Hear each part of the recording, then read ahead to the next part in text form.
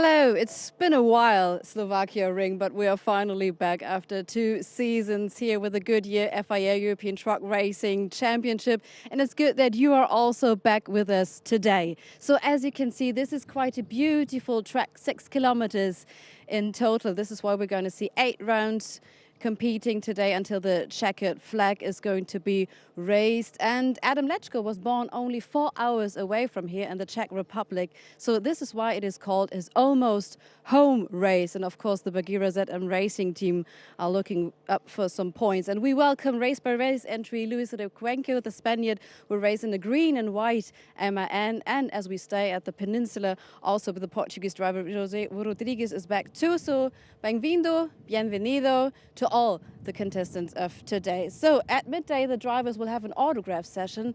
Right now, you can't see anybody, of course, here because the trucks are lining up for the qualifying. This is the qualifying, and then afterwards we will see the Super Pole, who is going to be the first pole setter. This is quite interesting, but before that, we do have some really good news for you, and this is why I welcome Georg Fuchs.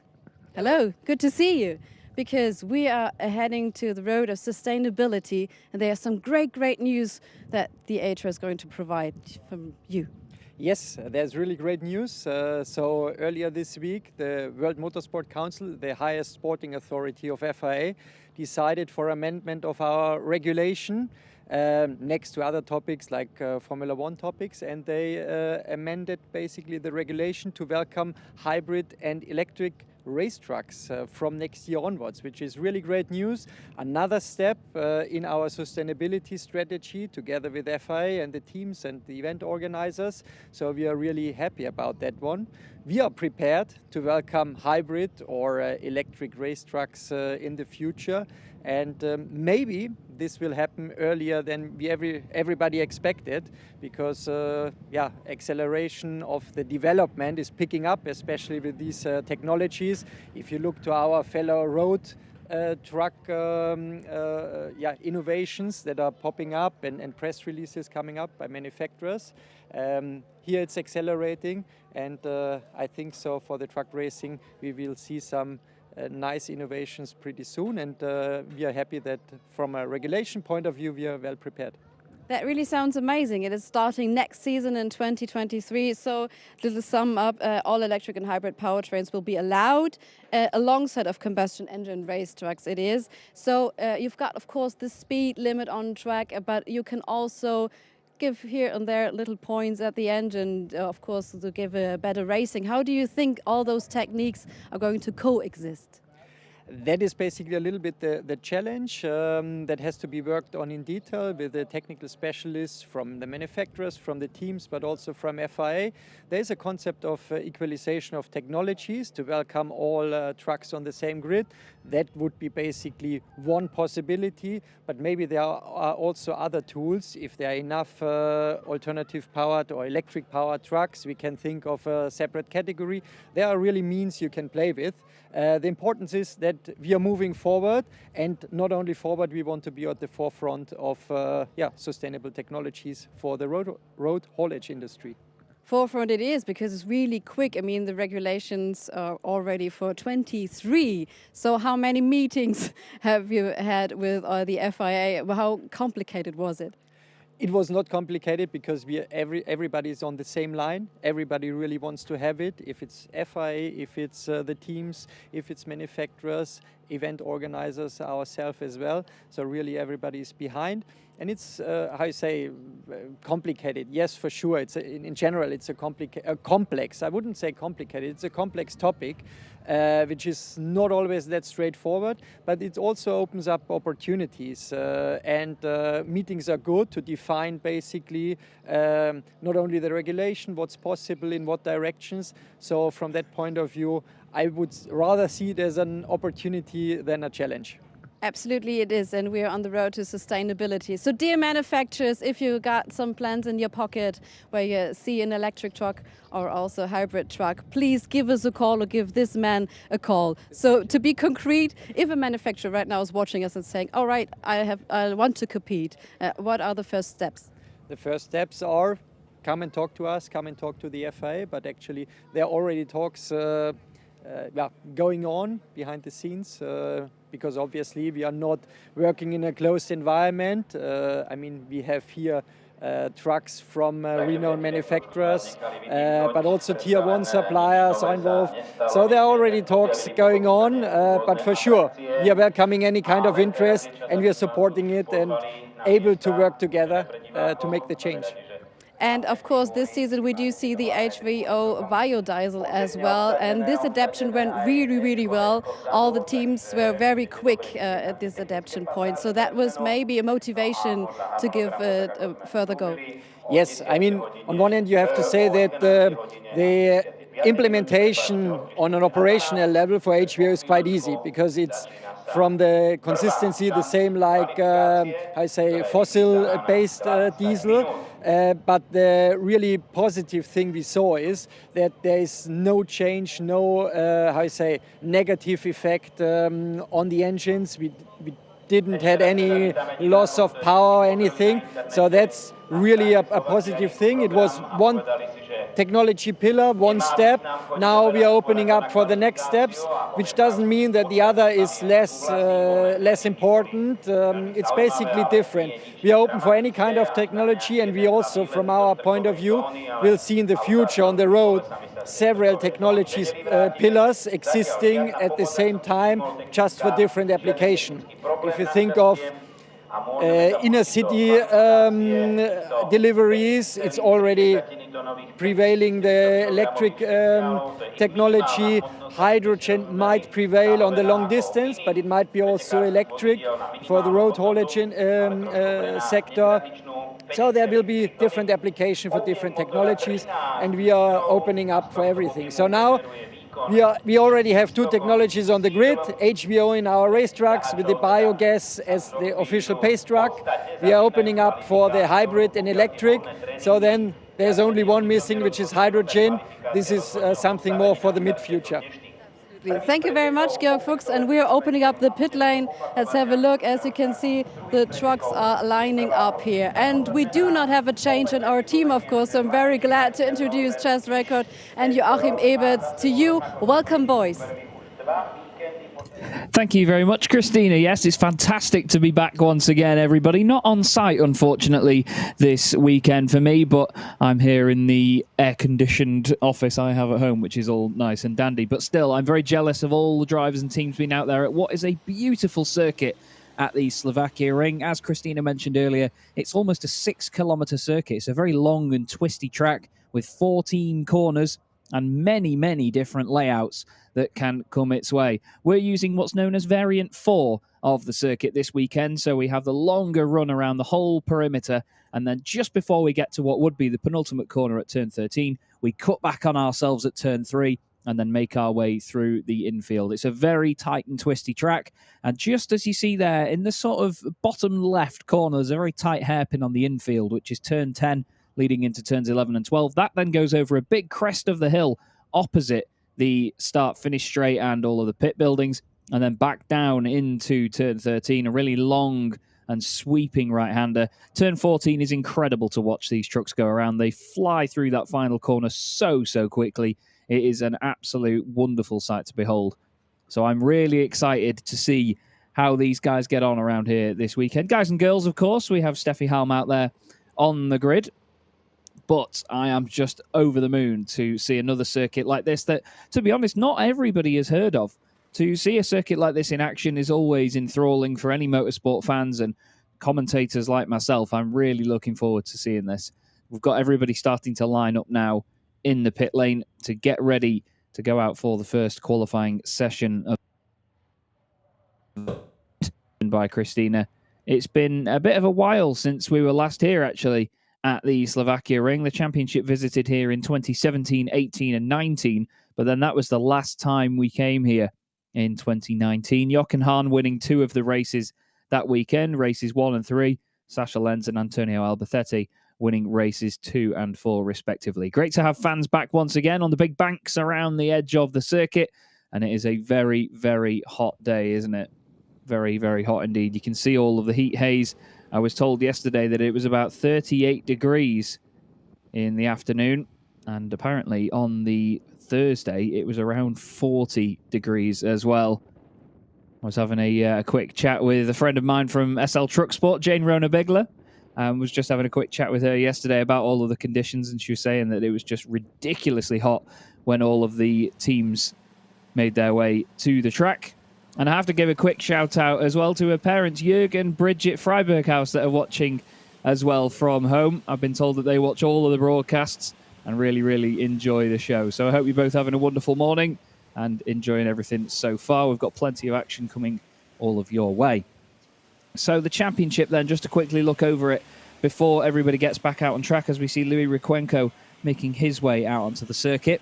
It is Norbert Kish with 101 points, 5 race wins to his name already this season, 4 pole positions and plenty of podiums. He certainly had a wonderful time of it so far, has Norbert Kish. Sascha Lenz is second in the championship, but he is some 18 points off at the moment. And you get a difference in points based on which race you win, effectively.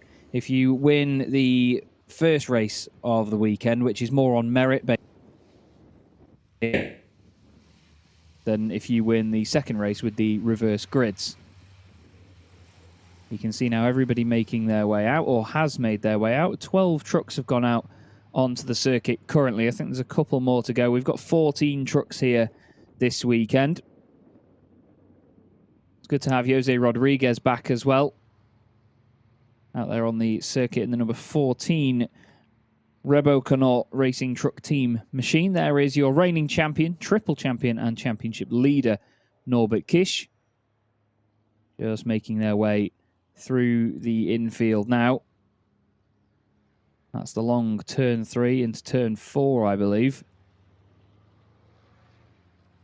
Maybe I'm mistaken, actually. That looks to me more like turns 6 and 7 into turn 8. That is the left-hander there. It's one of those circuits where it's got such a windy infield. It's actually hard to sort of find exactly where everybody is all the time. This is turn 9 now. This is the long sweeping left-hander.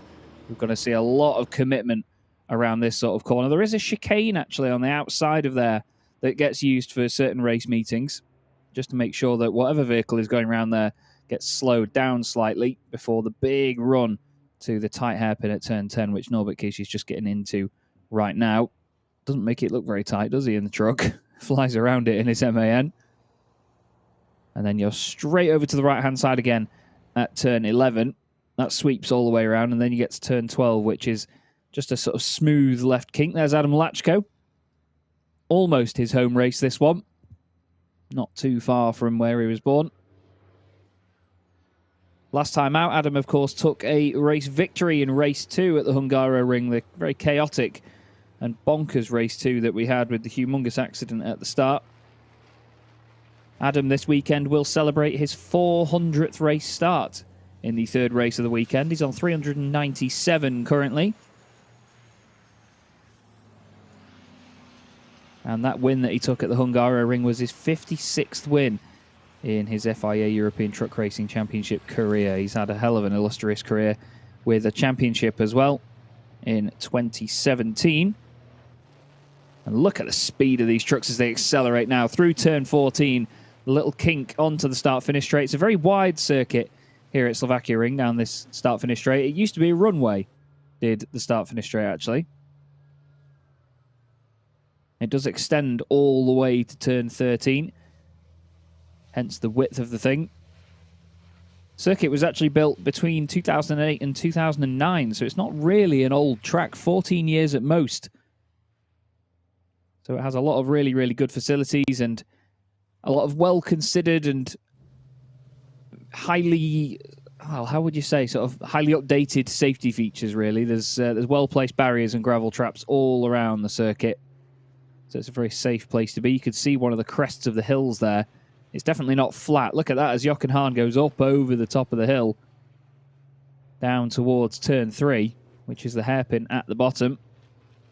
You get an idea there of the speed these trucks are doing. There is turn 3, long sweeping right-hander. Use all of the runoff on the left-hand side.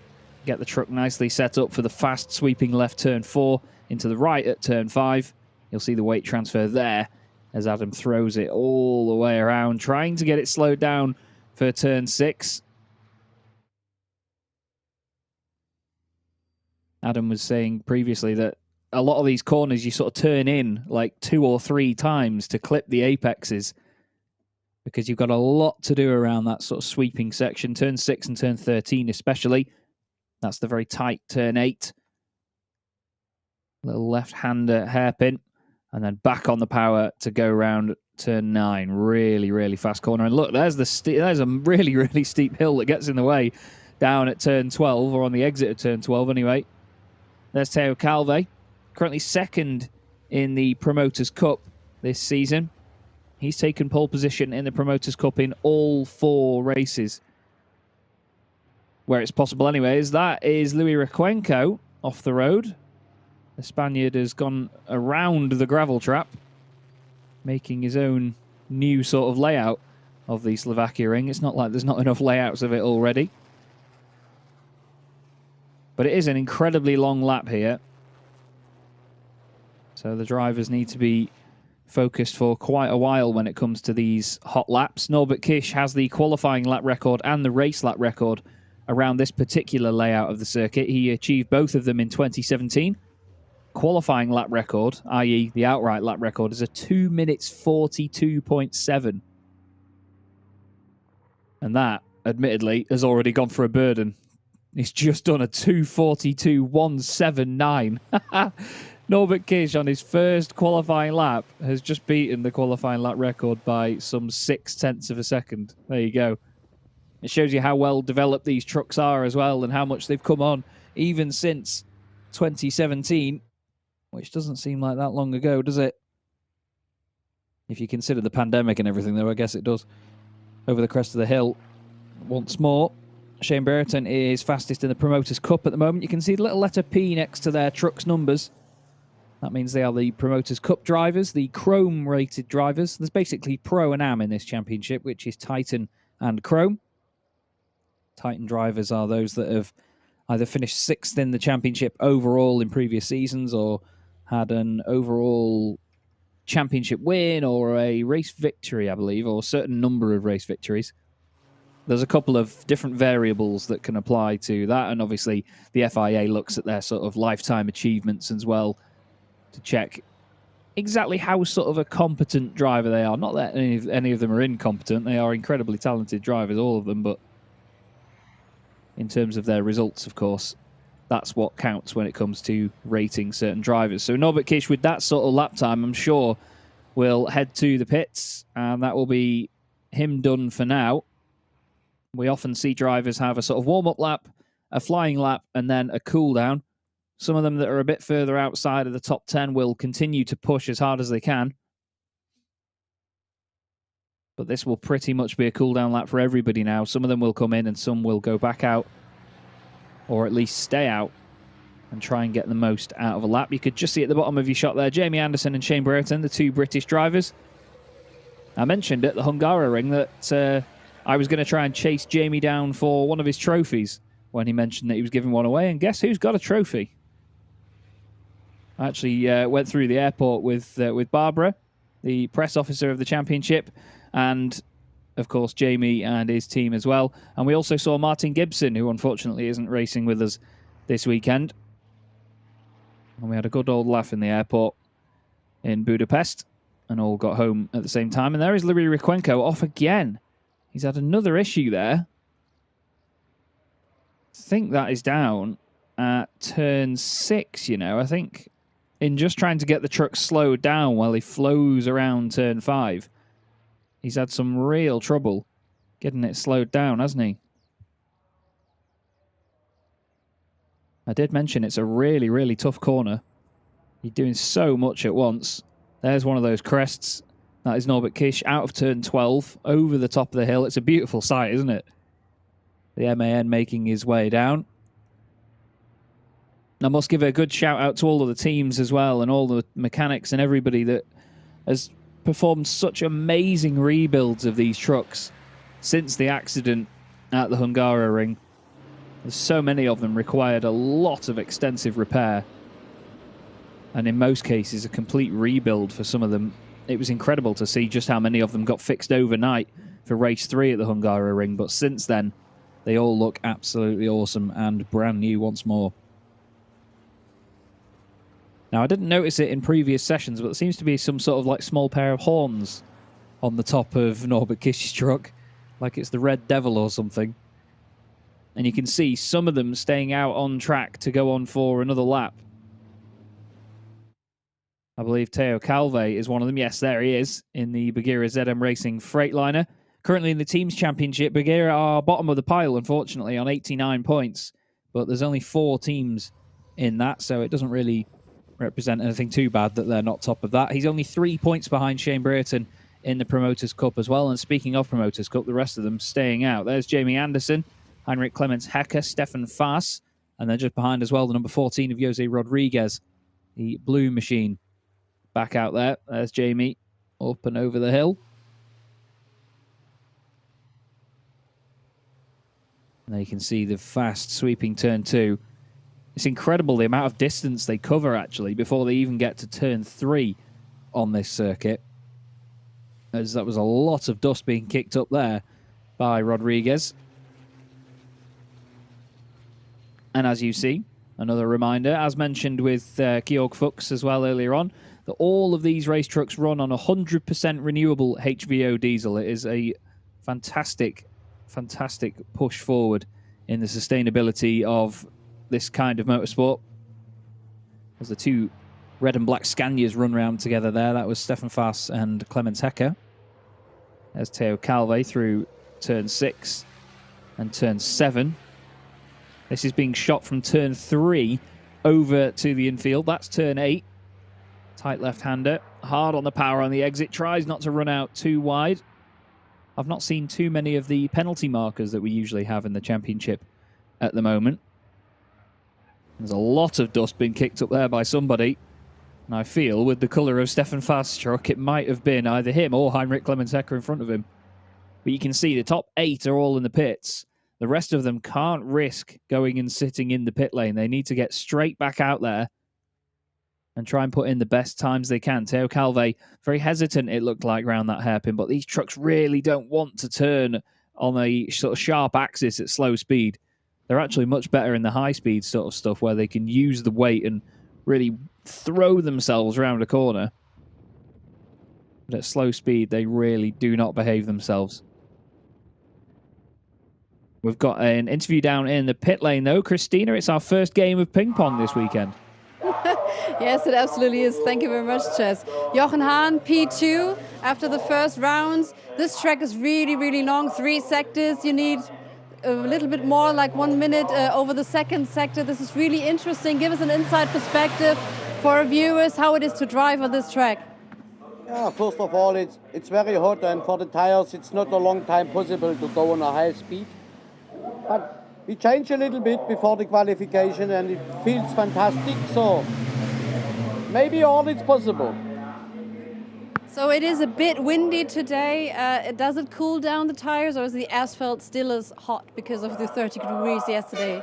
I cannot understand. You mean it's very hot, or? Yeah, or does the wind cool the tires a bit down because it's been 30 degrees yesterday, and today how's the asphalt? No, first of all, we laugh when it's very hot.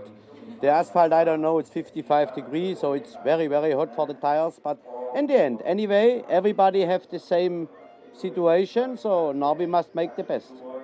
As always, thank you very much, Jochen Hahn, of course. So luckily, this asphalt here in the shadows has got only maybe, 19 degrees or so, Chess. It's all right.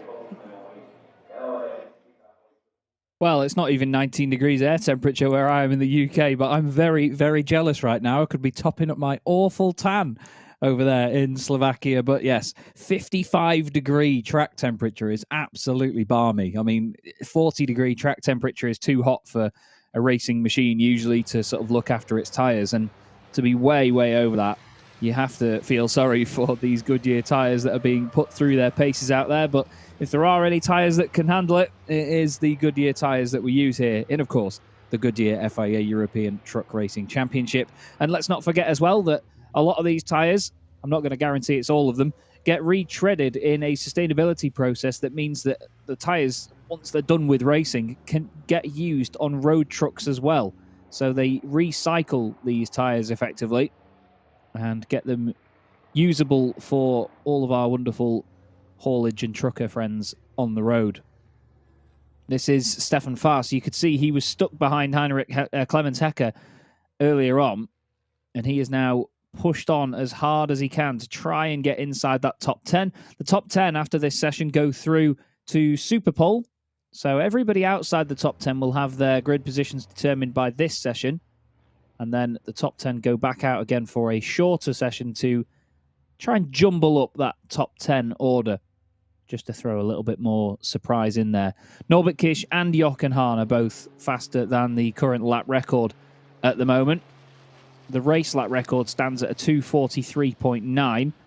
Norbert Kish's current qualifying time is a 2:42.179. So I feel the race lap record may go as well this weekend, despite these hot temperatures. Just the development of these trucks in the last couple of seasons has been massive, and they are always improving and always getting quicker. Look at Heinrich Clemens Hecker there going around the final couple of corners. You can really see the speed that these things build up, even on corner exit.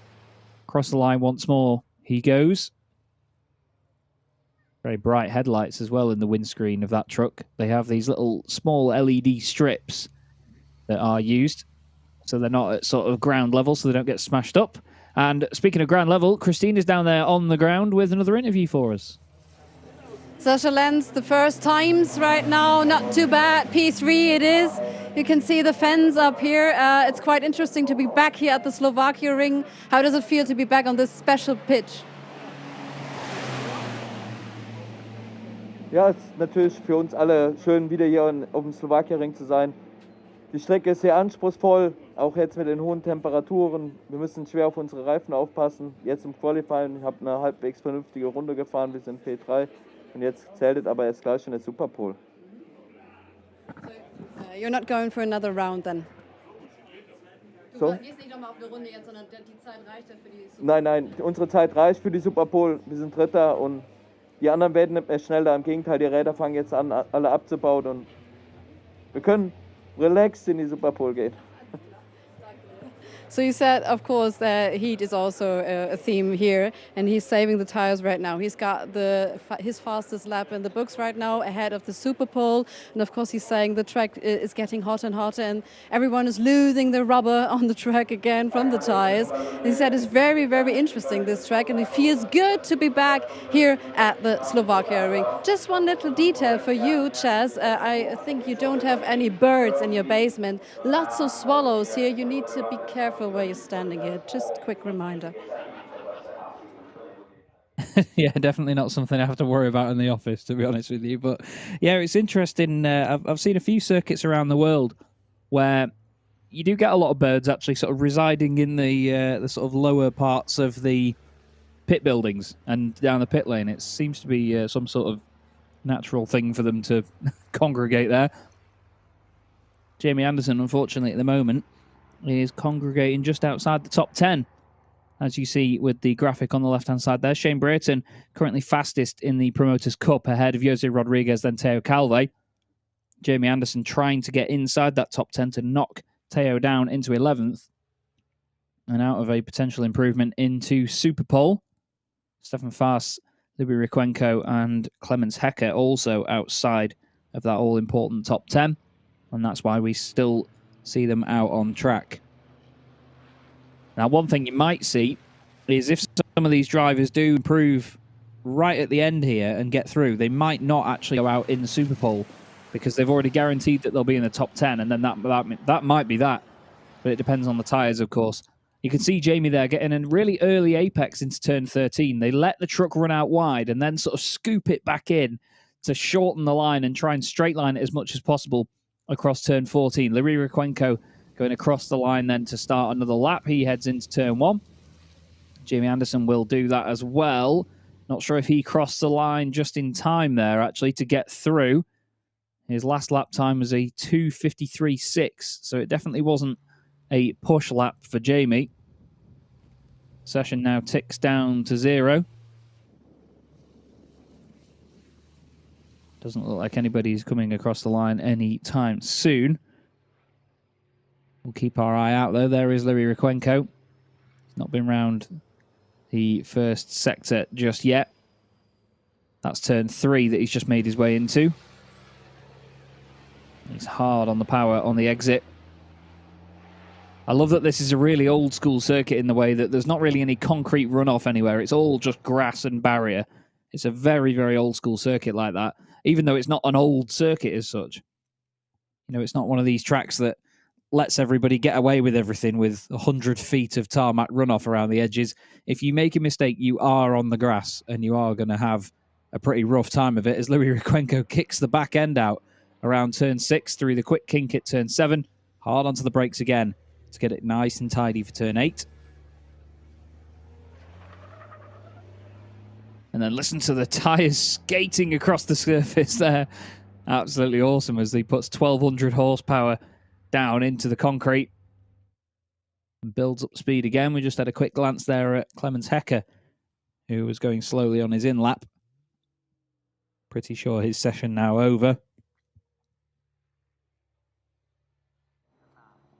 Louis Rykwenko again, round turn 10. It always looks like they've sort of backed off round there. It looks like they're not going for it with a fast time, but they just have to be so patient before getting back on the power. That's turns 11 and 12.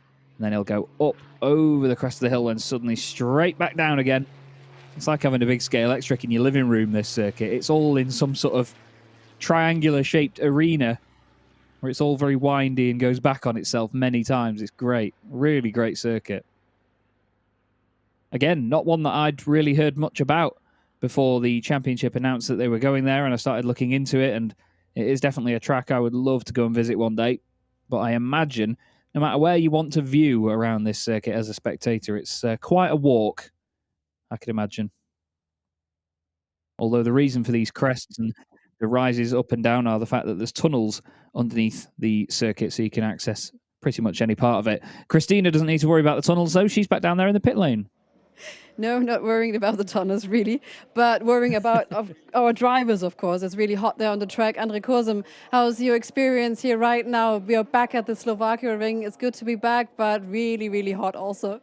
Yes, today it's okay. It's not so hot than yesterday. Yesterday it was crazy, and yes, tomorrow it will be not better. I think we have 40 degrees now, and yes, it will be very hard. So Don't Touch Racing, how is the truck prepared for these conditions? How are you feeling on the track right now? Yes, okay, you have to concentrate it more than the other races, and yes, you have to manage your race and your tires and yourself. You have to drink so much, and yes, and you have to do this. Drink a lot. That sounds good. Of course, it is water. 8 rounds it is. Is there any difference for you? Because you might know that in the final round you have more maybe perspectives for overtaking, and 8 rounds compared to normally like 11, 12 rounds. Is there any difference? No, I think it's the same because the track is very long here, and you have some positions can you gain on the track because the track is very yes, I don't know the English word, right? And yes, I think we can do it with eight laps. Thank you very much. It's 12 meters wide we are right now, and yes, very inside perspectives here from Andrew Kurzem. Thank you very much. So the team can go back to work right now. Yeah, as mentioned, incredibly hot. There's some military vehicles there from the Slovakian Army and Slovakian Air Force, I believe. I know that the helicopter on the left-hand side is a MIL Mi-24 Hind. It's a very nerdy thing of me. Not quite sure what the aircraft is on the left, though, but it looks like some sort of MiG. Still great to see that there's that sort of interest nearby as well. Slovakia have a fantastic heritage, actually, with their army and their military as well. I've seen many an air display by the Slovakian Air Force in my time going to air shows, and they're always exciting. There's Louis Rykwenko then. I'll get his name right one day. He will line up 13th on the grid for this first race. His best time was a 2:46.8. He was unfortunately 1.2 seconds off Stefan Faas ahead of him, but he was another 9/10 faster than Clemens Hecker. And that's something you can expect around this circuit because it is such a long lap. The margins are extended between each driver. I mean, the top two are separated by 4/10, but even first and fourth, that's Norbert Kish and Adam Lachko, there is 1.2 seconds between those two drivers. And on any other circuit, that would be, maybe half a second? It's just almost doubled because it's nearly a 3-minute lap here. That is a really, really long time. It's almost as long as it takes an LMP hypercar to get around the Le Mans Circuit de la Sarthe, just for a bit of comparison. Normally, most racing circuits are sort of under 2 minutes, sometimes even just over 1 minute and 10 seconds for sort of Grand Prix cars and Formula One machinery, but this is an almighty long lap round here. As mentioned earlier on as well, it's going to be 8 laps for each of our races this weekend. It doesn't sound like a lot, but it will still take them quite the while to complete. So we wait for Requenco to just finalise the session and come on into the pit lane, and then we will get everyone else lined up to go back out at the other end of the pits. You can see Norbert Kish's red MAN just waiting there already, actually, to get back on with the job. No messing around and no waiting for Norby. Another look at some of our wonderful fans that we have in the grandstands around this circuit. I must say the atmosphere at the Hungaroring a few weeks ago was absolutely electric. It was great to have that race meeting and to be there in person as well to witness it. I was very, very grateful. I will be back on site at the Nürburgring in the middle of July in just a couple of weeks, actually. I'm super excited for that one. Less than 2 weeks to go, actually, until that now. And that is going to be one big party, so I've been told. And we look forward to bringing you all of the action from that race as well. But first things first, we have Super Pole coming up to determine the top 10 on the grid. All of the wonderful truck racing fans here in big numbers to see these magnificent beasts do battle on this twisty and very windy circuit. You can hear the wind as well. Luckily, it's a lot more windy today because yesterday it was not so. It was very, very dead in the air, but just very, very hot. And there we go. 10-minute session then here at Slovakia Ring, so it's not extended in any way. The drivers really need to get on with this and put in a good lap. Some of them will go for 2 laps in a row. A lot of them will go for an out lap, as you'll see now, and then 1 flyer, and that be it. It's almost going to be a 1-lap shootout for most of these drivers. So the pressure is really on. Norbert Kish leads them out, followed by Jochen Hahn, Sasha Lenz, Adam Lachko, Steffi Halm, Antonio Albacete, Andre Kurzim, Shane Brereton.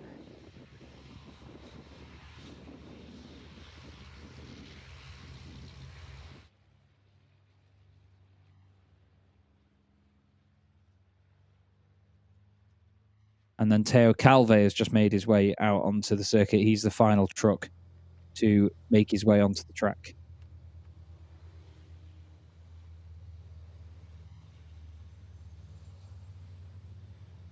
Now, this won't be the sort of slow outlap that we'd usually see. I think a lot of them will get up to pace quite quickly here, knowing that the temperatures are going to be quite high anyway, no matter what they do.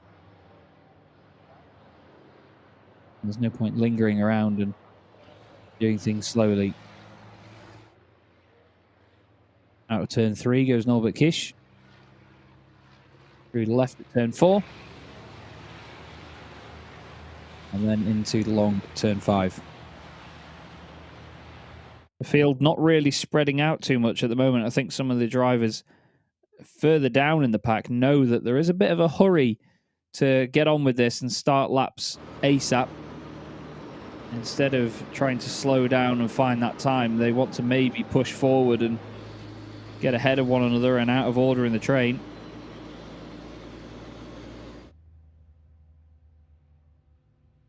You can tell just how hot it is. You see the immense amount of heat baking down on the circuit.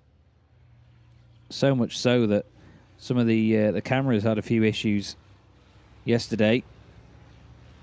in some of the preparation. Luckily, the team have done an amazing job at making sure that any problems are fixed and any future problems are avoided as best they can be. You all know how powerful the weather can be. And sometimes, even if it's not leathering it down with rain and it's not stormy weather, the sunshine itself can be a bit of a hindrance to technology, especially.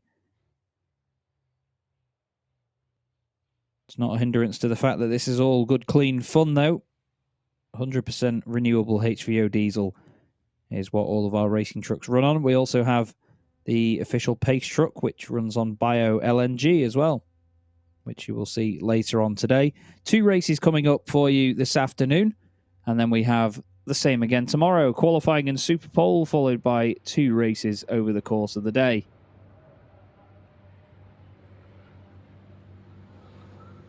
Norbert Kish then makes his way down towards long turn 13. You can see, look at the radius of this corner. It is absolutely massive, turn 13. Jochen Hahn sitting a lot closer to the back of Norbert Kish than I would have expected. You'd think he might want to stay out of the hot air behind him. But I guess, with how long these sessions are, you've not got long, because 6 minutes means that some of these drivers, if they were to go flat out for all 3 laps, they could get 3 in from now. Because they would cross the line with 3 minutes to go, get another lap in, and then cross the line with about maybe 10 seconds to go. And that would be it. But this outlap for some of them has been over 4 minutes already. So not long at all to get the job done.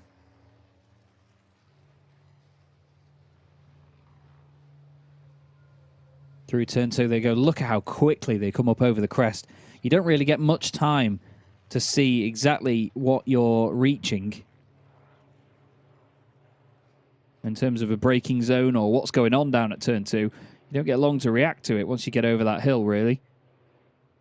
There's Norbert Kish, nice and smooth into turn 3. We were sort of assessing the way that that truck moves and behaves at the Hungaroring, and it's absolutely awesome. The way they've got that thing set up works so, so well. That's the long right turn 5, and you'll see now, look, he's still turning right, and he's still getting the truck slowed down, trying to get it balanced. He works into turn 6. And then you're hard on the power. Well, you go through all sort of cycles of racing machine behavior through there.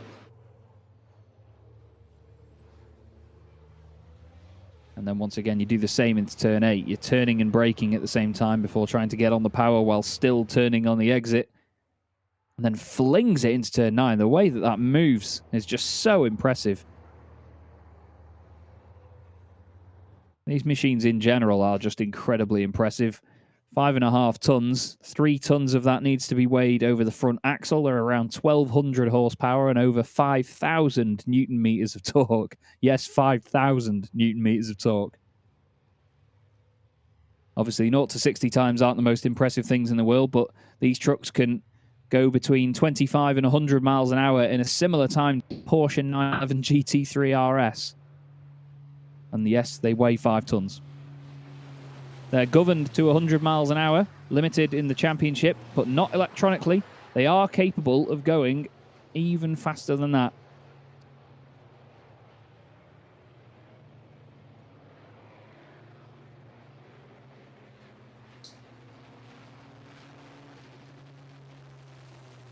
Around the final corner, across the line goes Norbert Kish.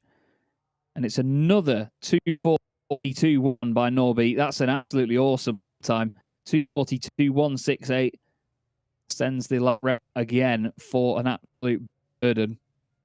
Sasha Lenz does a 2:43.3, goes second fastest. Jochen Hahn is down to third, 2:43.5 for him. Then it's Adam Lachko, Steffi Halm, Antonio Albacete, Andre Kurzim. Jose Rodriguez goes faster than Shane Brereton. And look, Jochen Hahn attacking the circuit, going for it as hard as he can to get another lap in. He knows that he needs to get a move on if he wants to stand any chance improving that. I think Sasha Lenz has carried on at full chat as well. Is that Steffi Halm that has got past Adam Lachko? I think it is. But Jochen Hahn, 6-time champion in the FIA European Truck Racing Championship. He got a couple of podiums at the Hungaroring, which took his total up to 263 podiums. He's got 114 race wins, 66 pole positions, and 6 titles. Third race of the weekend will be his 625th in the championship. Not exactly a milestone number that everybody always considers, but it's a hell of a lot. And out of all of those on the grid, he is the most experienced. Distance as well. The next driver back from him is Antonio Albacete, and he celebrated his 500th race at the Hungaroring. So Jochen's got a good 100 races on everybody else. It's absolutely mind-blowing. And he's still just as quick as he ever was. He's still competitive. He's still very level-headed. And he's a really, really good laugh as well. We're looking forward to seeing Lucas Hahn as well, his son, back out on the circuit at future rounds. I think he's going to be racing at the Nürburgring, as well as Emma Mäkinen as well, who will be joining us. We have a number of drivers that will be appearing on a sort of race-by-race basis, but it's an exciting grid everywhere we go. Just had a quick look there at the number 14 of Jose Rodriguez, and there is Norbert Kisch, just cooling everything down and making his way back in. He's 1.2 seconds clear at the top. Very, very impressive by Norby, the reigning champion, looking for his 5th pole position of the season. Pole positions only count, of course, for races 1 and 3. They are the ones you have to qualify for. Doesn't really count as anybody getting a pole position to add to their tally when they get reversed onto it, unfortunately for them. For every single qualifying session that we've had so far this year, Norbert Kisch has taken pole. Let's see what Jochen Hahn can do then as he makes his way out of the final corner in the beautiful Iveco S-Way. Look at the speed of it around there. It never gets old. It never gets old. The speed of these trucks. There's Sam Lenz in a little bit of the curb, and across the line he goes. Is there any improvement? No, there is not. However, as I mentioned before, they've made it across the line with about 20 seconds to spare. So that means they can complete this current lap that they're on now, and there's a few others doing the same. Sasha Lenz, Antonio Albacete, Adam Lachko, Andre Kurzim, Shane Brereton as well. Is that Steffi Halm going to make it through as well? I think she has. Has Teo Calve made it across the line in time? I think he just about did. The only one that hasn't come round, actually, to start another lap is Norbert Kisch. He's come into the pit lane. To put into perspective as well how long this lap is, the Sector 2 times that we're all getting at the moment, the fastest Sector 2 time anybody has set so far is 1 minute 16.4. That's like an entire lap of a lot of Grand Prix circuits. 1 minute 16 middle sector. Sector 1 is also about 52 seconds. It's absolutely crazy. Jochen Hahn then looking to improve. His last time was not really a representative one because it was a sort of cool down lap to get everything back to how he wanted it before he then attacked on this final run. It's one of the sort of variable challenges of the championship, though, that we have these different length circuits which affect these qualifying sessions in different ways. You know, he's not got anywhere near as much time to get the job done here compared to much shorter tracks on the calendar where you can get maybe 4 or 5 laps in throughout qualifying. There's dust being kicked up everywhere as people run slightly wide on the exit of corners. I think that's going to be a bit of a theme all weekend, especially with the wind as well. It's going to blow dust all over the track. They have humongous gravel traps here at Slovakia Ring, but as I said before, it's a very, very safe and well-maintained circuit.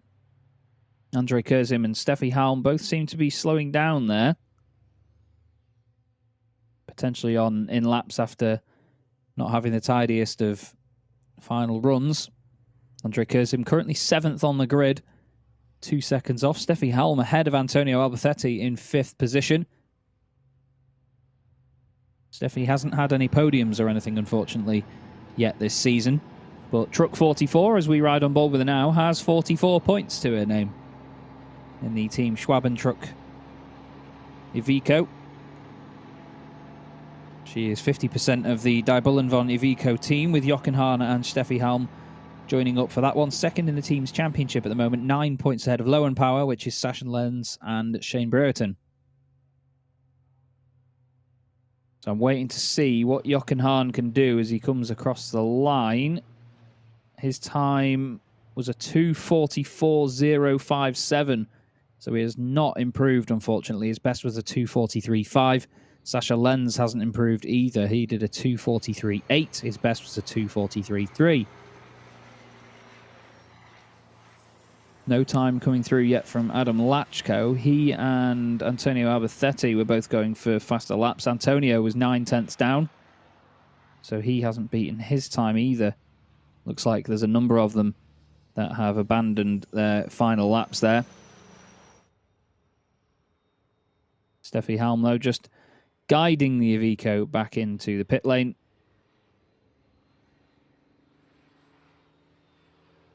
Or maybe not. It certainly looked like that's where the pit entrance was. I think there's 2 pit entries here. Although, no, she has gone around again to take the checkered flag, actually. Not sure if there's something on the truck that maybe she needs to keep an eye on, that she needs to do another lap for. We have seen it before, actually, where there's maybe a slight issue or something popped up that they need to keep their eye on. And maybe it's worth just having that extra lap to test something out. Hopefully nothing untoward, though, on that Iveco. But it's Norbert Kish taking his 5th pole of the season. 5 out of 5 for Norby. Sasha Lenz, 2nd in the championship, will be 2nd on the grid. Jochen Hahn, 3rd in the championship, 3rd on the grid. Adam Lachko, guess what? 4th in the championship, 4th on the grid. So very representative there. Then Antonio Alberthetti and Steffi Halm swap round, but then it is Andrei Kurzim, 7th in the championship, 7th on the grid. So the top 7 in the championship are the top 7 on the grid. But we just have Steffi Halm and Antonio Alberthetti swapped round in their order. 7 points between the two of them. Antonio has a race win from Misano and 2 podiums in total to his name so far in 2022. We have a total of 6 drivers that have stood on the top step. 6 drivers that have stood on the podium, at least, this season. Norbert Kish, Sasha Lenz, Jochen Hahn, Adam Lachko, Antonio Alberthetti, and Andrei Kurzim. And in the Promoters' Cup, we are going to see Jose Rodriguez start the highest placed of all those drivers. They're going to be 8th, 9th, and 10th from the session we just saw. Actually, it's quite the clean split. The top 7 are all Titan drivers. And then the rest of the field, the second half of the field, 8th through to 14th, is all of the Promoters' Cup Chrome-rated drivers. There is your result then. Norbert Kish, 1.2 seconds there or thereabouts, faster than Sasha Lenz. Amazing performance. Jochen Hahn starts on the second row of the grid with Adam Lachko alongside him. Mere thousandths of a second between those two over a 3-minute lap. That's impressive. Steffi Halm is 5th with Antonio Alberthetti in 6th place in the T-Sport Bernau MAN. Then it's Andrei Kurzim and Jose Rodriguez, 7th and 8th. 2 Promoters' Cup rivals will be starting right together, very close in the times as well, for the first race of the weekend. They're going to be on the same row, row 5. 11th on the grid will be Jamie Anderson. He's going to have Stefan Faas alongside him. And then Louis Riquenco in the number 64 truck is going to start 13th. And then Clemens Hecker will start at the back with him on row 7. And Norbert Kish, very impressive as ever. 1.2 seconds is quite the margin to have, no matter what sort of circuit you're racing around. And I'm excited to see what the battles are like in the element. It's only between Schmidt and Teo Calve at the top of that championship. We've had 3 category winners so far this season. 2 wins for Teo, 2 wins for Jamie Anderson. He had a wonderful Sunday at the Hungaroring. It was only tarnished by the fact he had to share a flight with me on the way back. But still, we have every driver that is competing or has competed so far this season in the Promoters' Cup. Every driver has had at least 1 podium. There they are, just making their way back in now. It's Teo Calve at the bottom of his shot. Then Jose Rodriguez in the beautiful, beautiful blue Rebo Connaught Racing Truck Team truck. And then Steffi Halm makes her way in to the pit lane to round out the session.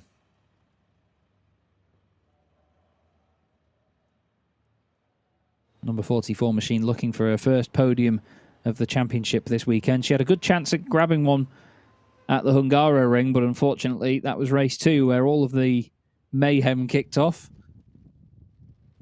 And after a lot of contact, she lost a bunch of positions. Look at the heat haze on the circuit there. Look at the reflective surface. It's almost like it's flooded. It's all that shiny with the high temperatures that we've got.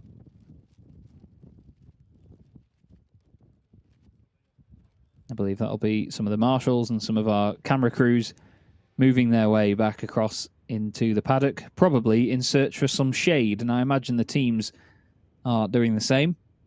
There's some of the fans in the paddock as well. Always good to see. It's great that the fans can get up close. And there you go. There is the proof of just how close you can get with these racing trucks. It shows you just how massive they are. They're not quite at the scale of the other road trucks that you see. There's a bit of a comparison on the right-hand side of your screen there, but still, they are big old racing machines, these trucks. And I believe I can see Christina down there, actually, with Mike carrying the absolute rocket launcher of a camera on his shoulder. He's an absolute star, is Mike. I don't know how he holds that camera up, to be honest with you. I could barely pick it up with one hand. But we're probably going to have a chat with somebody very soon, I'm sure. And we'll see just how that session went. Look at this beautiful design, though, on the number 14 machine. It's one of the prettiest trucks in the field, I have to say. And it's good to have Jose Rodriguez back on the grid. You see Christina making her way around. She's just going to try and see if we can maybe have a chat to Jose and see what he made of that session. We'll wait for him to get down the step ladder. It's nice to see, actually, that they have the step ladders out, because sometimes, Christina, we see some of these drivers jump down out of these trucks, and I wonder if they'll ever break their ankles doing it.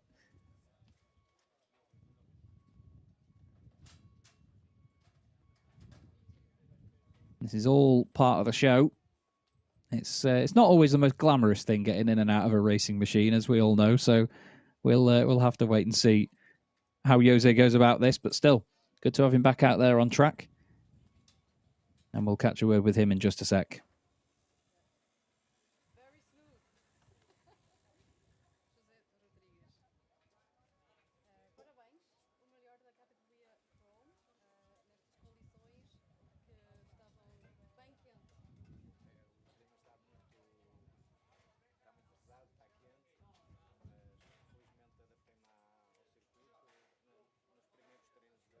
Também já tive algumas dificuldades, agora comecei a acreditar mais pouco no carro e em tudo que envolve aqui a minha equipa. Vamos tentar fazer uma boa prova. So he's got faith in his team, and he said during practice he had some little problems and some little adjustments were made, but he really adapted to this track. And of course, we were talking about the conditions. It was really, really hot in here at the Slovakia ring. So you're right now, the best from the Chrome drivers, of course. Como vai ser a corrida agora? As rodas, claro, nestas condições estão a perder completamente. As you can see, the tires are losing the rubbers. Os pneus sofrem muito com esta temperatura e para mais com o circuito que é muito agreste, mas vamos fazer o que a gente sabe melhor fazer, que é tentar lutar até ao fim. É bom ver você. Obrigada. So he said that we're going to save the tires, of course, the pneu, the rubber, as I said, they're losing it. But as you can see, he was really, really happy. And maybe I can take those letters here because, as you might see, if I'm making an interview at the truck, I always have to extend myself very, very much, Tess.